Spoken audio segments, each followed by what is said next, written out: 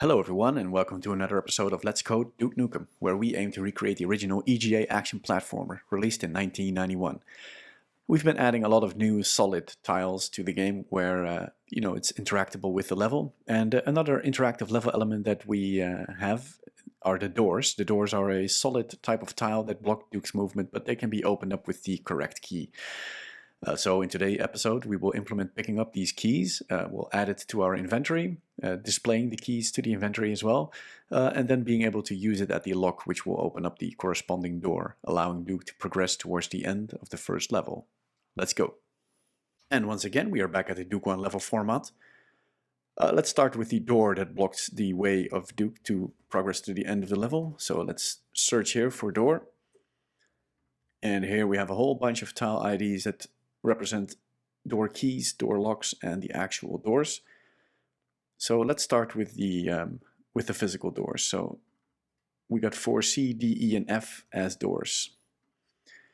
All right, now let's add in a new class called door, which is an active tile. So we have the basics, of course. We need to render the door. And let's see, what are the door tile IDs? So we got 28 in object 2. So that's 128. So render door tile assets get object 128 x y. So this should draw the door. Let's have our update method ready to go. And let's keep track of the tile IDs. So we got the red tile ID, I guess red door tile ID is this guy. And then there's green. And then there's blue. And there's magenta, D, E, and F. Okay. So these are the doors. To load up the door, we need to go to our active factory. And yeah, let's figure out, so it's in the 4 ranges, so that should be around here. So case door dot red, door green, door blue, door magenta, new door XY. And I guess we should keep track of the color of the door, or the type, I suppose. So int type.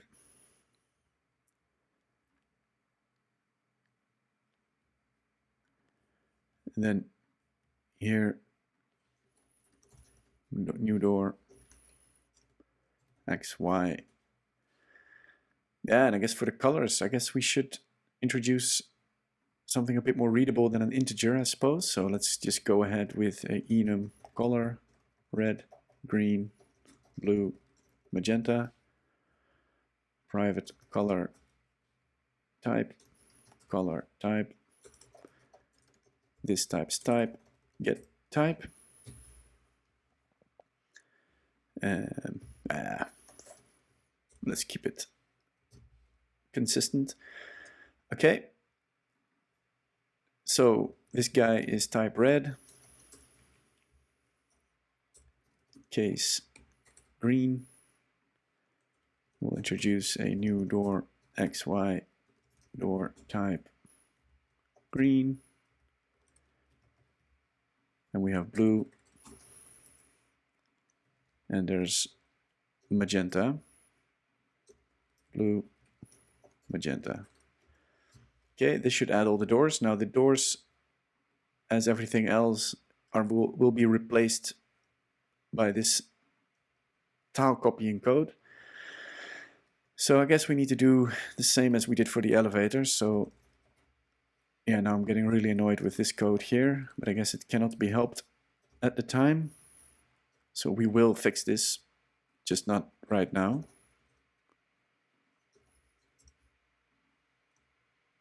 Red, blue, green, and magenta. And I guess the green comes before blue, even though it doesn't really matter. Okay, so this should draw the door. Now the doors should be solid, so we need to also add these door IDs to this here. So let's say we need this, or we need the elevator, or we need to be within the door range. So we need to be greater than or equal to the red door, and it needs to be less than or equal to the magenta door. So now this door should be solid. So if we load up the game and we walk towards our door, then hopefully we should see a door blocking our way.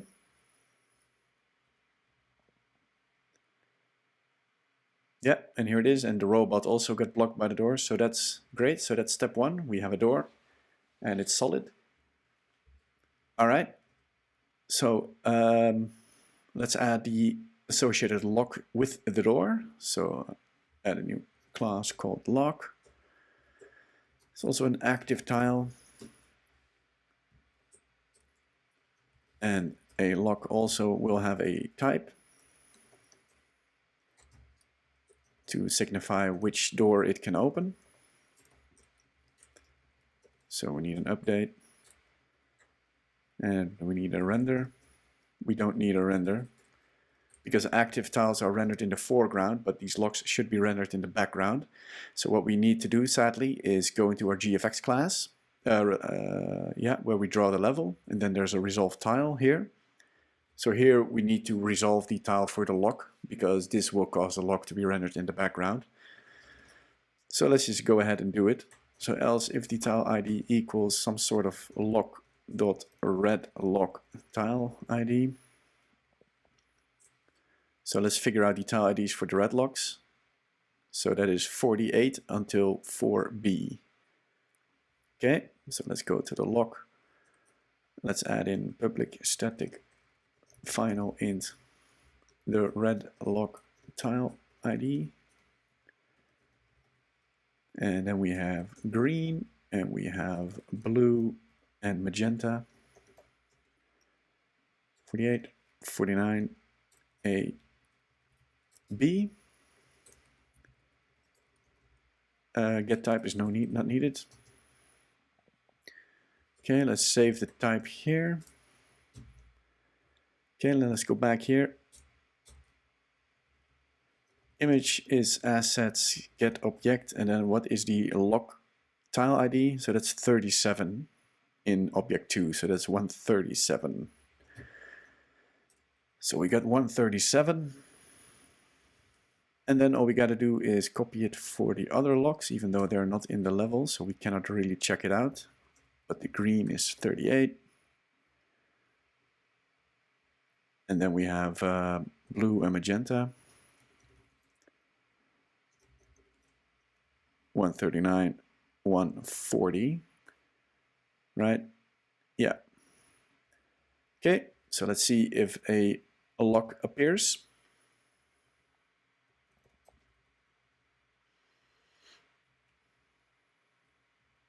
Nope.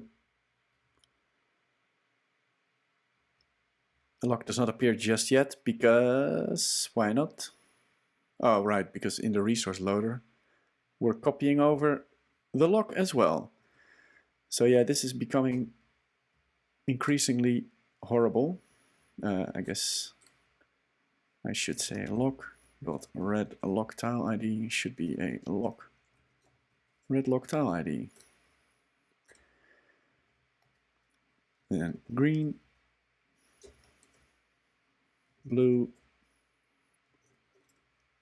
magenta. All right. So let's see.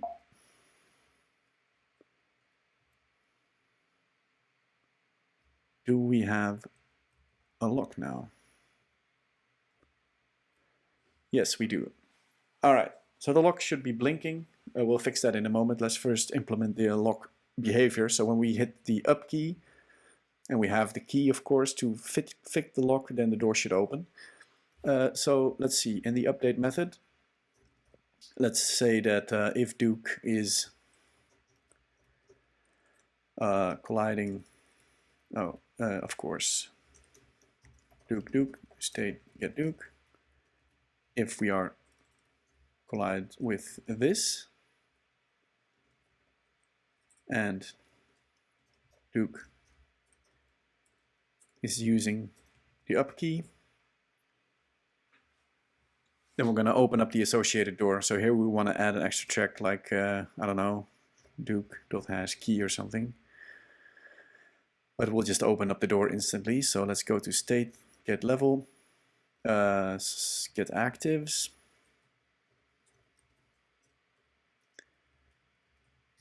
And then let's loop active, active, all the actives. Then here we can say if the active is an instance of door, then we'll say door is door active. If door type equals the type that we are here, then we'll say open the door. Okay, let's create a method that opens up the door.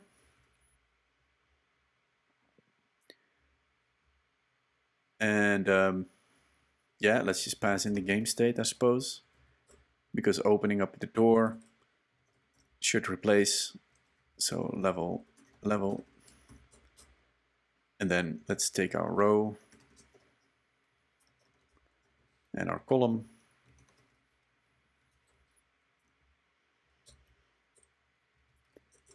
and then we'll copy over the tile to the left. So level.set tile row call is level.get tile row call -1.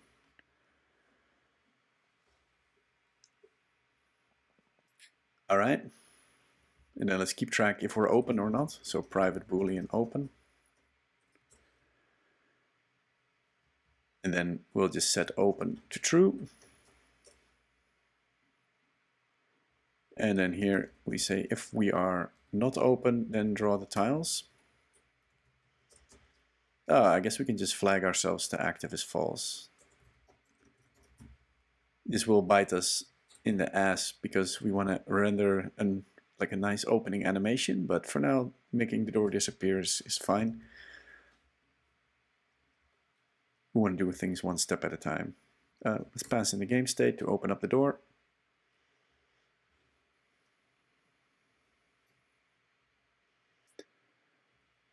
Alright, so expect the door to disappear when I hit the up key at the lock. Alright, so nothing happens. And why is that?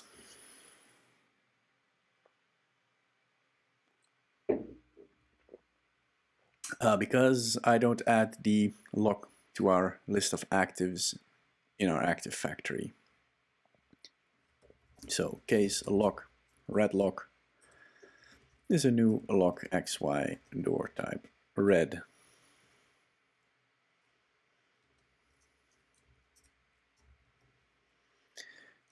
Green, green, blue, blue, magenta, magenta. Okay, let's try again. So now the active tile for the lock should be there, so we have something to interact with. So the graphic is of course there because it's part of the tile ID array struct. Alright, so now I'm going to hit up and the door disappears. It was looking a bit weird in terms of rendering, doesn't seem to be instant. Which I don't really know why, because it happens in a single update. So that is kind of weird to me. But it's fine, I guess. Alright, so now we can open up the door. So let's make sure that we have the actual key. So let's make the key object as well. And let's extend this guy from item so we can pick it up. And the tile index for a key is object 24, object 2, tile number 24. That's the start at least. So let's do door type type.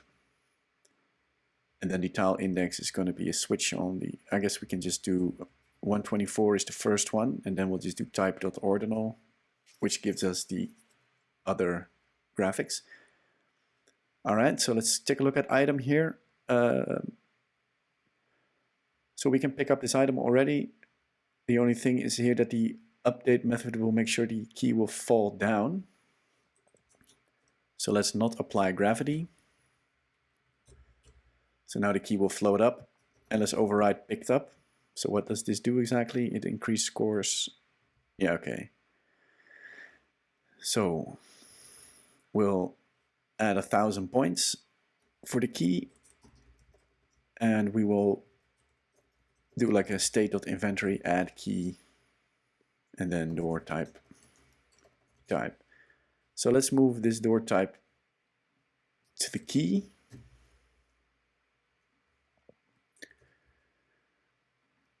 Key.type.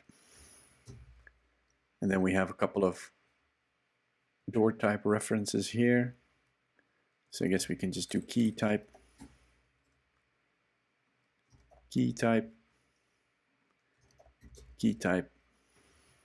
and then the same for the lock. Instead of a door, we have a key type. All right. And then in the active factory, we need to replace all these door references with a key reference. And while we're at it, we can add our keys as well. So they start at 3044. So public static final int red key tile ID. And we do door, red door, green door, blue door. And here we say, yeah, okay, red locker. Okay, so this red key, green key, blue key, magenta key. 5, 6, 7. 7. Oh. 7, like this. And then in the active factory case, key red, new key XY, red, green, blue, magenta, green, blue, magenta. Okay, so this will give us a key. So what we need to have now is keep track if we actually have the key. So let's create an inventory class, which will contain a set of key types.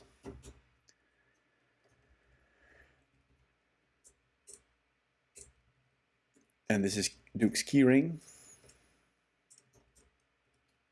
And then let's have the keyring a new hash set. And I guess this needs to be a public enum.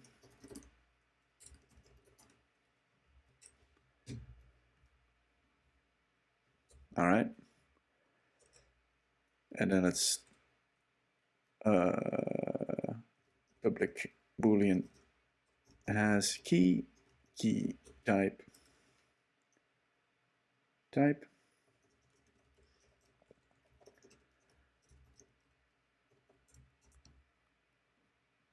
has key add key, and then use key because we want to consume it.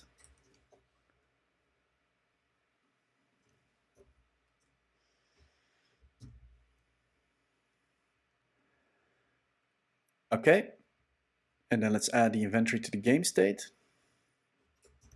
Private inventory, and then let's inventory is a new inventory, and then let's have a getter for the inventory. There we go. So the key can be picked up, add key type, private type, and this type type. All right, and then the lock is going to check the inventory as well. So if the lock collides with Duke and Duke is using, and Duke game state get inventory has key of the type, then we'll open up the door. Okay, so let's see how far did we get. So right now, if I go to the lock and try to open it, it should not open up. No, it's still locked. And let's see if there's a key for us to pick up. Over to the right here. There it is. Let's jump up. Okay, we should render it here in the inventory, but I think we have it now. So if we go to our lock and try to open it now, the door should disappear. And there we go. The door did disappear. All right, so let's take some time to finish up this episode by fixing all the graphics for the doors. The key should be appearing in our inventory in the HUD. So let's go to our inventory part here. And then let's draw all the keys. So let's say for int k equals 0, k is less than, I don't know, key type values length, k plus plus. And then we'll draw the assets get object, and then the key was 124 plus the ordinal. So that is key type values k. And then the x positions should be 240, I'm guessing. And y should be, I don't know, like 248. And a null observer. Okay, so I think this is not correct just yet because we need to offset with k times the tile size so that the keys appear next to each other. There we go. So, and we only need to do that if we have the key, but let's first see what it looks like should we have all of the keys. All right, so nothing is being drawn here in the inventory. Why not? We got k.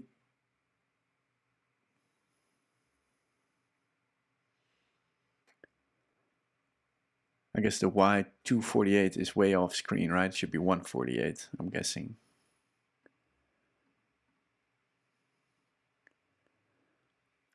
Okay, it's a bit too far down, so let's do 142.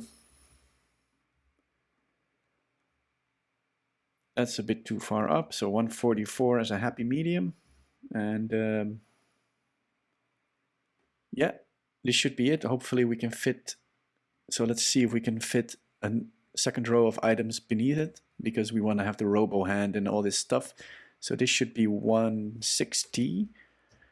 So can we fit a second row beneath? Yes, we can. Okay, cool. That means that we can just do if we have, so state inventory has key. And then I guess we'll just do key type. Key is key type values. Okay. If we have the key,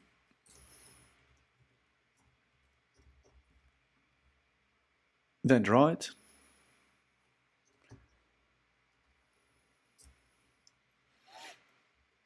Yeah, I guess this is k, but let's just do the ordinal.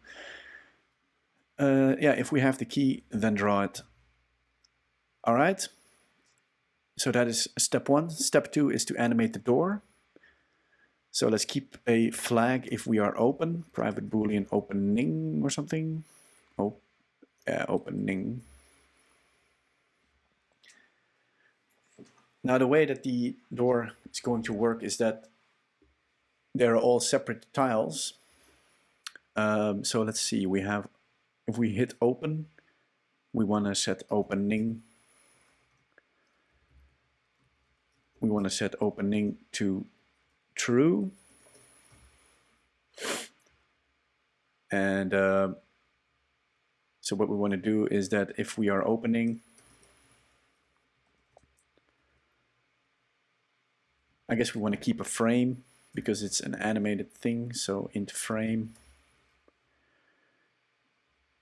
and we'll default it to 0, of course. And then here we want to add the frame.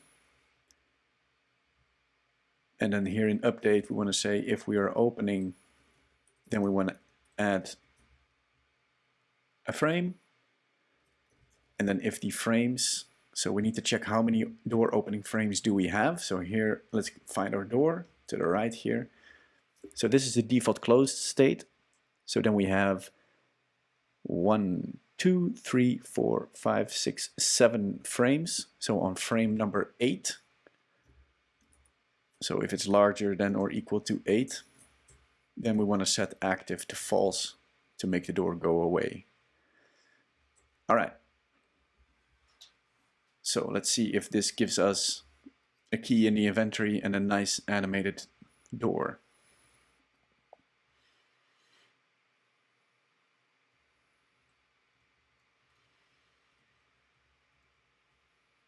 There's the key. It appeared in the inventory. And let's run to our lock. And let's hit up. All right, so the door opened. But as you could see, it was doing something weird because, of course, the order in which the updates are going is a bit strange. Because the upper 2 door tiles have already went with the update method. And then the lock opens the door and it will set opening to true. So the easiest way to fix this is to make sure the lock logic gets processed before any of the door logic is processed. And to do that, we'll just go to our level loading code. And what we'll do is we will make sure to add locks before doors. So let's sort. Let's see if O1 instance of a lock.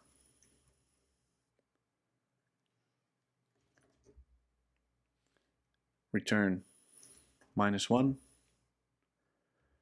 Else if O2 instance of a lock, return 1.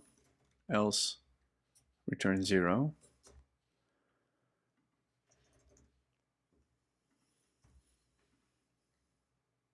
Put all the locks at the very start of the list of actives.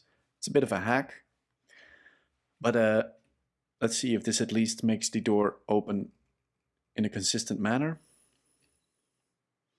So let's go ahead and pick up our lock, our key. Oh, there's the key. Let's go to our lock.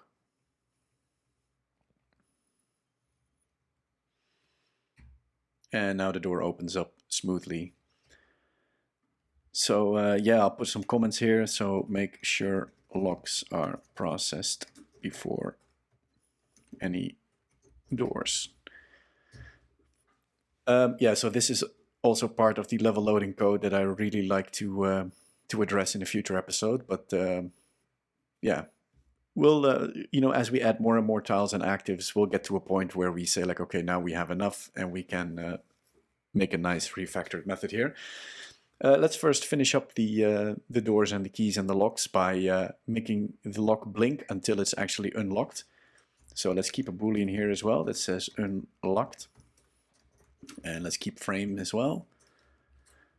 So yeah, frame is 0 and unlocked is true. False, I mean. And then let's see, so let's make a private void unlock to move this code a bit.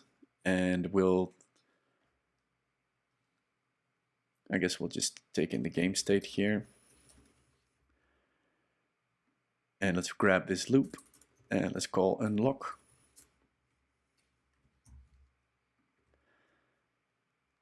let's find the door. And then here we can say unlocked is true. And what we also should do is we should, here in the update method, I suppose, we should check if we are unlocked. So reset frame to 0.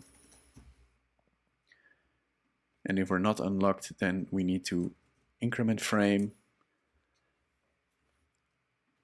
Frame equals frame plus 1. And let's go 8 cycles. And now we need to switch the tile around. So let's keep a static public static final int off lock tile ID. Now the Duke tiles go up to FFFF, so we will just do one with 1, 2, 3, 4 zeros, so this should not clash with any of the Duke tiles. So let's blink here. So if the frame, so let's make a tile ID, int tile ID equals frame divided by 4. So I guess if frame is less than 4, our tile ID is going to be our actual tile ID. So let's make a method for that as well. Private int get tile ID switch type case red, return the red lock, green lock, blue. And I feel like I've done this 6 times or something in this episode. And let's return it. So if the frame is less than 4, we'll just return the filled in tile ID. And otherwise we will do our off tile ID. And then we'll say state get level set tile row column tile ID.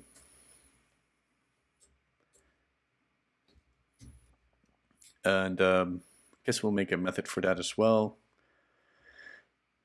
So private void update background tile level.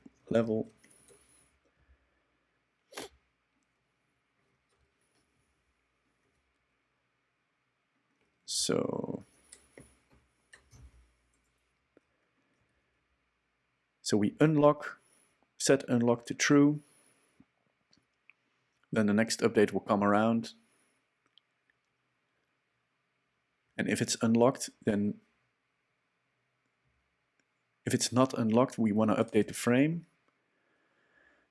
And I guess we want to possibly update the background tile. And then here we also want to update the background tile regardless, to make sure it's a solid tile state get level. Okay, and let's add our new tile ID to our rendering code here. So that is this one here. So if it's the off lock tile ID, then we want to do 136. All right, let's see if this guy blinks.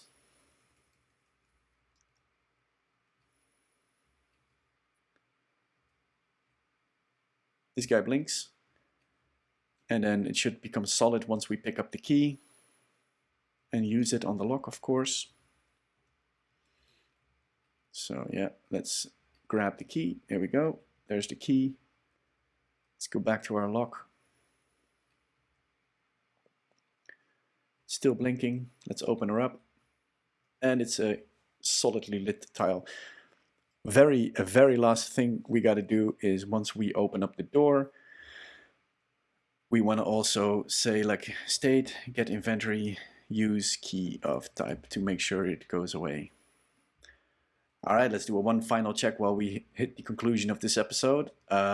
Yeah, so it's been a long one because we've been adding 4 different doors, we've been adding 4 different locks, and we've been adding 4 keys. So that's 12 new active tiles in one single episode. I don't think we've ever done so many. And it's 3 different classes that interact with each other. right? It's the key, it's the lock, it's the door. And then there's the way that we update all the actives in terms of like ordering and all this stuff. So it's been quite a few subjects that we've touched upon, but I think it's an essential part of the game, of course, to lock the doors, to block progression until you find the key. So yeah, let's see if we use this key now, if it goes away. Yeah, and there we go, it disappears in the inventory. So that's awesome. So yeah, I think that's enough dynamic level elements for now. So I think for the next episode, we're going to add the last, well, maybe not the last, but a few more missing items, because if you open up this blue box, for example, there should be a balloon inside there that we have not implemented yet. So yeah, we've came a long way today.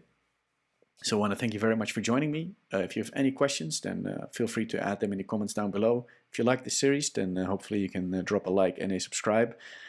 And I'll see you guys in the next episode, where we, as said, will implement the remaining bonus items, balloons, the DUKE letters, and anything else that we may have missed so far. So yeah, see you then. Bye-bye.